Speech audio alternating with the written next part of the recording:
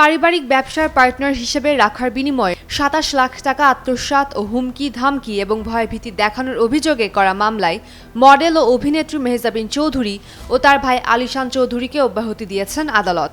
সোমবার সকালে শুনানি নিয়ে ঢাকার এক্সিকিউটিভ ম্যাজিস্ট্রেট মোহাম্মদ আদনান জুলফিকার এই আদেশ দেন। মামলার সূত্রে জানা যায়, বাদীর সঙ্গে দীর্ঘদিন পরিচয়ের সুবাদে বিভিন্ন প্রলোভন দেখিয়ে আসামি মেহজাবিন চৌধুরীর নতুন পারিবারিক ব্যবসার পার্টনার হিসেবে রাখবে বলে নগদ অর্থে এবং বিকাশের মাধ্যমে বিভিন্ন তারিখ ও সময়ে বসুন্ধরা ডায়াপেন্ট এখন আরো উন্নত। এই hot air through top sheet দ্রুত শোষণ করে সোনামণিকে দেয় কোমল অনুভূতি। ২৭ লাখ টাকা দেন। এরপর মেহজাবিন ও তার ভাই দীর্ঘদিন ব্যবসায়িক কার্যক্রম শুরুর উদ্যোগ না নেয় বাদী বিভিন্ন সময় টাকা চাইতে গেলে আজকে দেব কালকে দেব বলে দীর্ঘদিন কালক্ষেপণ করেন। পরবর্তীতে গত ১১ ফেব্রুয়ারি বিকেলে পাওনা টাকা চাইতে গেলে তারা ১৬ মার্চ হাতিরঝিল রোডের পাশে একটি রেস্টুরেন্টে আসতে বলেন।